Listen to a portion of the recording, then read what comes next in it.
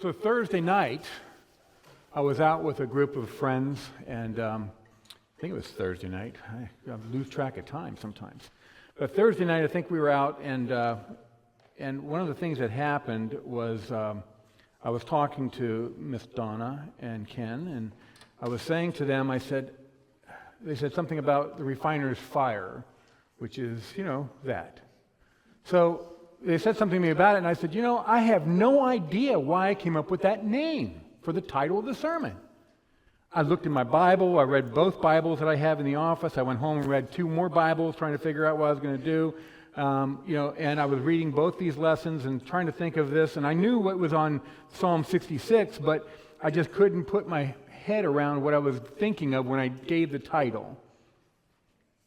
And then all of a sudden it dawned on me it was from the devotional that I had in my office. So I had to go back to the office and get the devotional so I could read the devotional and say, aha, now I can preach. So get ready for that, right? Okay, you'll be here for 20 minutes.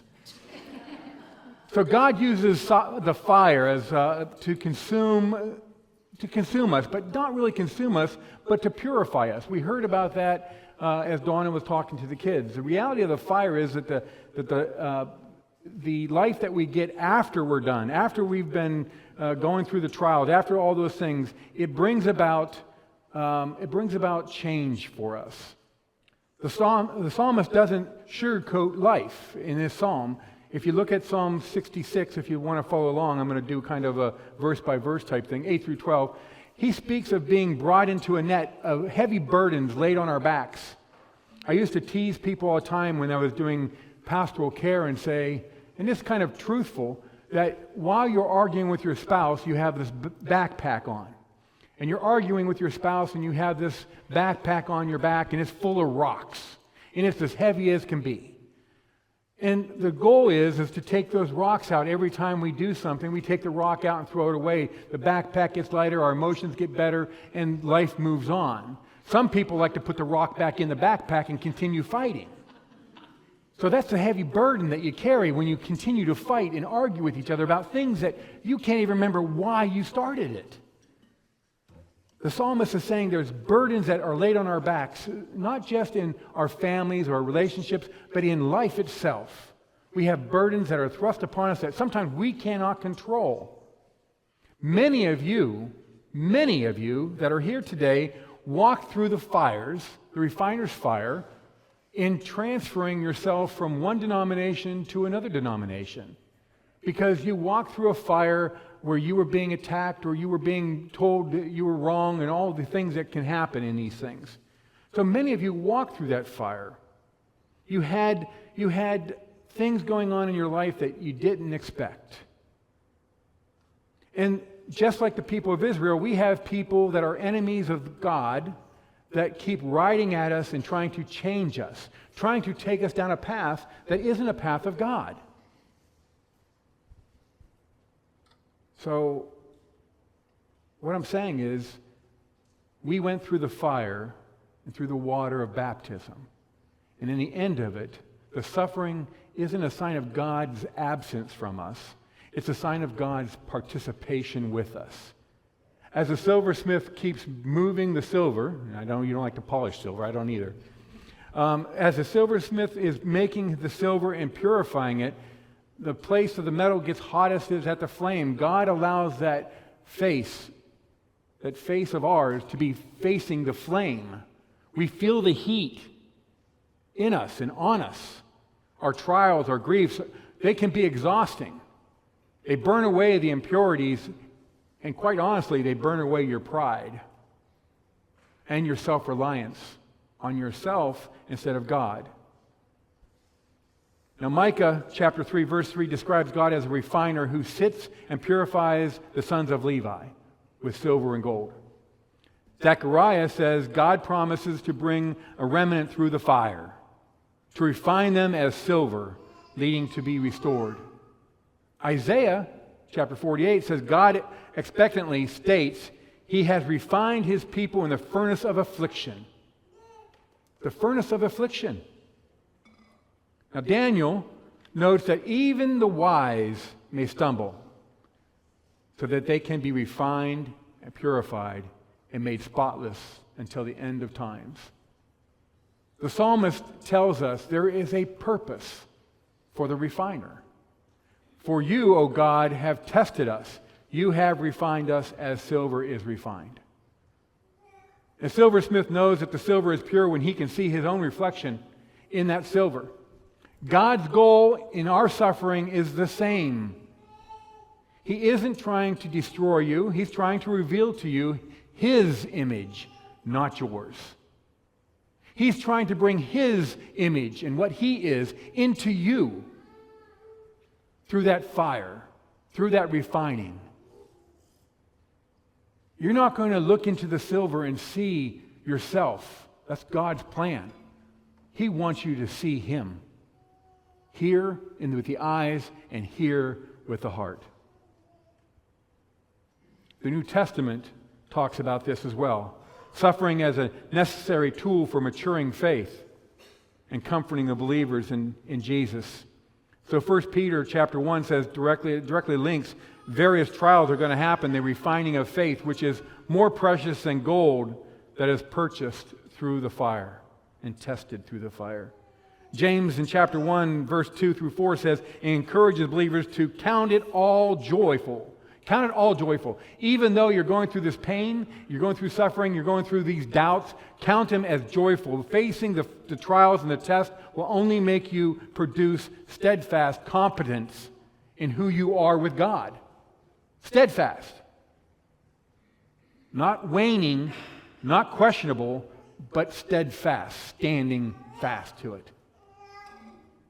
Now, Romans is one that you all should know because Romans chapter 5 says it teaches the suffering produces endurance. Remember that verse? Which leads to character and hope. And then Romans 8 assures that God works all things, including suffering, for the good of those who He loves.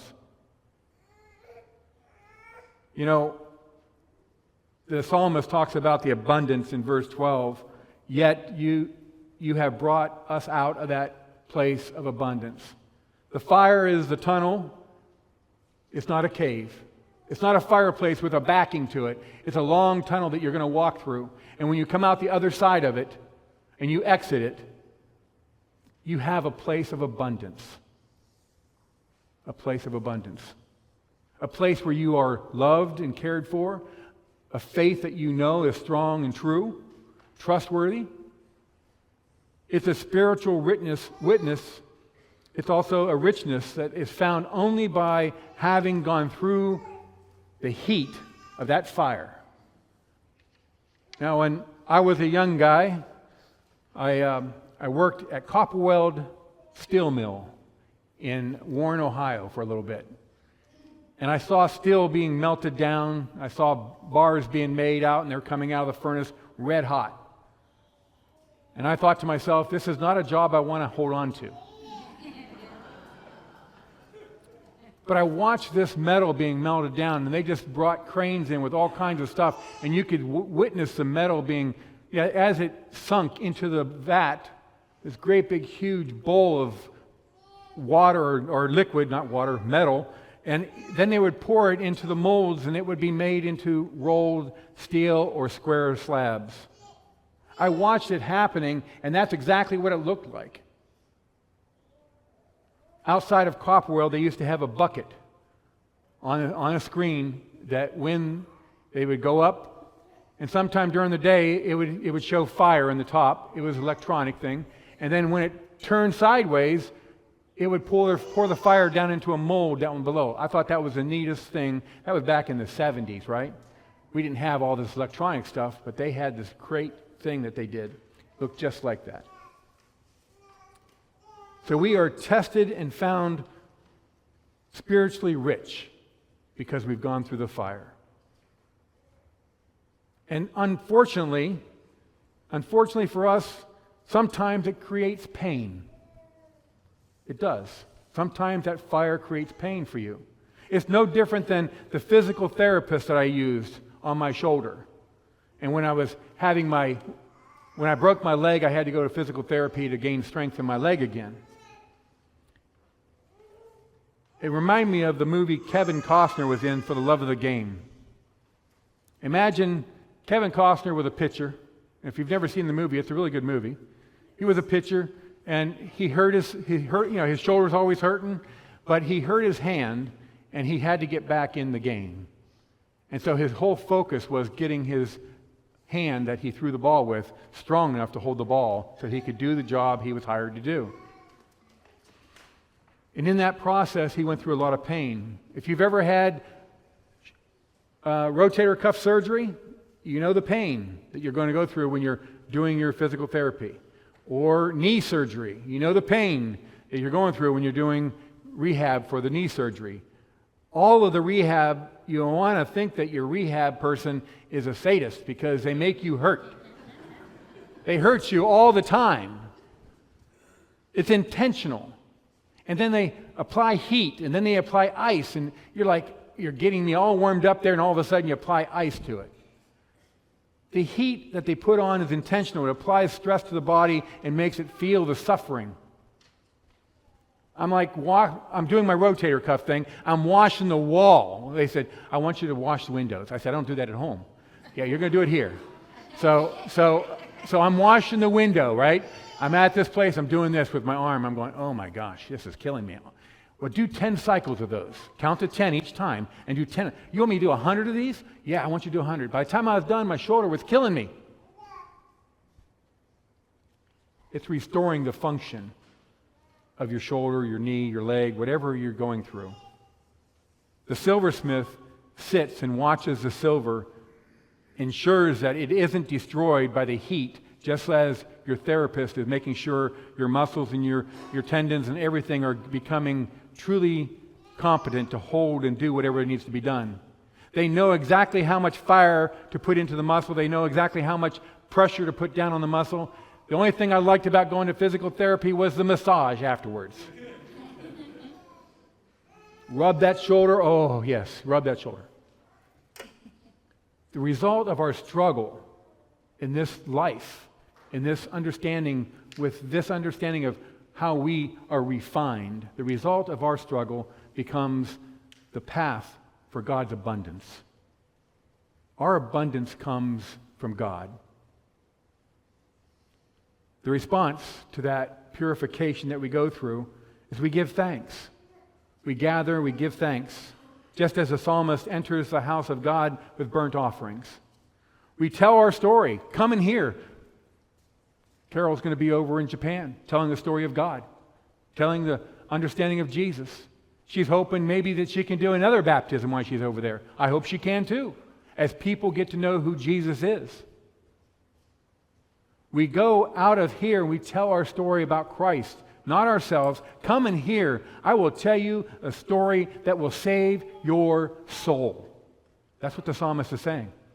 Tell someone about the salvation you've gone through the refiner's fire that will save their soul as well. And more than anything, we stay connected to God by our hearts and our minds and our spirit. And this matters for us today more than ever. In our world today, the world is not thinking of God.